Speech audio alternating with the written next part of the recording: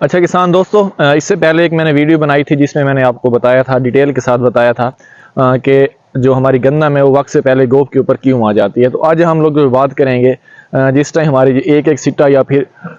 جو ہمارا ایک ایکڑ ہے یا پھر زیادہ پلاٹ ہیں، کہیں کہیں کوئی جو ہمارا دانہ ہے وہ سٹے کے اوپر آ گیا ہے، تو اب ہمیں اپنی گندم کے ساتھ کون سی ٹریٹمنٹ کرنی چاہیے تاکہ ہم اس سے زیادہ پیداوار حاصل کر سکیں۔ اور اسپیشلی کیونکہ گندم کے جو ٹلرز ہیں وہ 3-4 ہوتے ہیں، 5-6 ہوتے ہیں۔ اگر ایک ٹلر کے اوپر سٹا بن چکا ہے تو باقی جو ٹلرز ہیں اس کے ہم نے اس کے اوپر فرٹیلائزر کا کون سا استعمال کرنا ہے تاکہ اس کے اوپر جو چھوٹی چھوٹی سٹیاں بننے کے بجائے بڑا سٹا بنے اور ہماری جو پروڈکشن ہے وہ زیادہ سے زیادہ ہو۔ اس کے لیے آپ کو ایک تو گھبرانے کی ضرورت نہیں ہے۔ اگر جو سٹا بن چکا ہے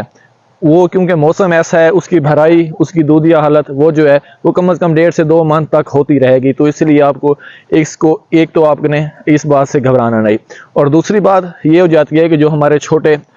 ٹلرز ہیں ان کو کیسے بڑا کیا جا سکے۔ تو جن کاشتکاروں نے اگیتی کاشت کی تھی اس کے بعد انہوں نے پانی کا وقفہ بھی نہیں دیا، امین کے پانی بھی اچھے ٹائم پر لگاتے رہے ہیں، اس کے اوپر فرٹیلائزر کا بھی استعمال ہے، وہاں پر تو اس کا اٹیک کم ہے، مطلب کہیں کہیں بہت کم اٹیک ہے کہ وہاں پر اس جو گندم ہے وہاں پر اس نے سٹے کے اوپر آ گئی ہے۔ اگر آ گئی ہے تو اب آپ نے کیا کرنا ہے، آپ نے کوشش کرنی ہے کہ اپنی گندم کو مزید آپ نے کچا کرنا ہے۔ جیسے کہ ہم لوگ ایک مثال دیتے ہیں کہ اگر ہم لوگ یوریا کا استعمال کرتے ہیں تو ہماری جو گندم ہے وہ کچی ہو جاتی ہے،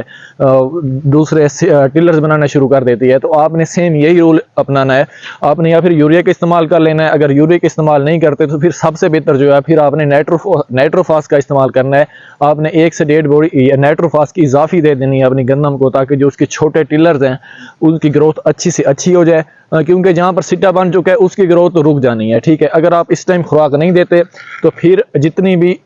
خوراک ہوگی پودا وہ ایک ہی سٹے کو جائے گی۔ اگر خوراک آپ لوگ زیادہ دے دیتے ہیں آپ کی گندم جو ہے وہ